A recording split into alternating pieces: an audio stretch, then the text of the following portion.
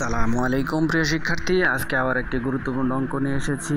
2020 সালের প্রাথমিক শিক্ষক নিয়োগ পরীক্ষায় যে অঙ্কটি এসেছিল এটি খুবই গুরুত্বপূর্ণ অঙ্ক এবং এই টাইপের অঙ্ক প্রায় পরীক্ষায় থাকে। আমরা বিভিন্ন চাকরি পরীক্ষায় এরকম টাইপের অঙ্ক দেখতে পারি। তো পরীক্ষার খাতায় যেন আমরা এই অঙ্কটি দ্রুত সমাধান করতে পারি সেই উদ্দেশ্যে আজকে আমরা আলোচনা করব। চেষ্টা করব এই অঙ্কটি 10 সেকেন্ডের মধ্যে সমাধান করার। তো অঙ্কের ডাক যেহেতু আমাদেরকে এখানে দেওয়া আছে কত, যে 0.001 এর বর্গমূল কোনটি। তো এই টাইপের অঙ্ক যেহেতু আমরা সমাধান করব, প্রথমে যে সংখ্যাটি দেওয়া থাকবে এই সংখ্যাটিকে আমরা নিয়ে আসব এবং সেই সংখ্যাটি আমরা লিখব যে আমাদের 0.001 এটার বর্গমূল।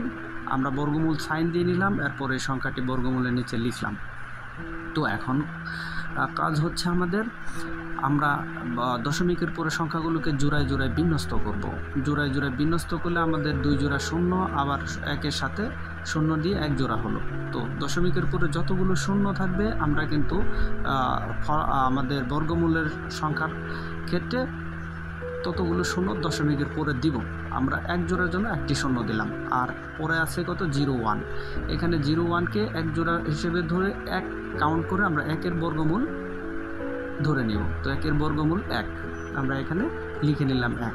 তো শুধু এরকম অঙ্ক না, আরও যদি এরকম থাকে যে 0.0001, সেক্ষেত্রে আমরা বর্গমূল কীভাবে নির্ণয় করব, সেম একই পদ্ধতি, একইভাবে আমরা বর্গমূলটি নির্ণয় করব। জোড়ায় জোড়ায় আমরা বিন্যস্ত করব, তারপর 1-1-এর পরে কিন্তু আমরা শূন্য দিয়ে ধরে নিতে পারি সংখ্যা। তো 2 জোড়া শূন্যর জন্য 2টি শূন্য দিলাম, আর 1-এর বর্গমূল 1 লিখে নিলাম। তো শুধু এরকম নয়, আরও যদি এরকম থাকে, ধরুন বর্গমূল দিয়ে বলা আছে 0.01, তো এটার বর্গমূল কি, এটার ক্ষেত্রে কিন্তু আমাদের 0.1 1 জোড়া সংখ্যা ধরে নিতে পারি। তো এখানে আমরা 1কেই কাউন্ট করব, 1-এর বর্গমূল হচ্ছে 1, দশমিকের পরে কোনো শূন্য থাকবে না যেহেতু কোনো জোড়া শূন্য নেই। তো এভাবেই আমরা অঙ্কগুলো আশা করি পরীক্ষার খাতায় সমাধান করার চেষ্টা করব মাথা ঠান্ডা রেখে। তো এখানে উত্তরটা হচ্ছে কি, ঘ নাম্বার। ধন্যবাদ সবাইকে, আবারও দেখা হবে। আসসালামু আলাইকুম।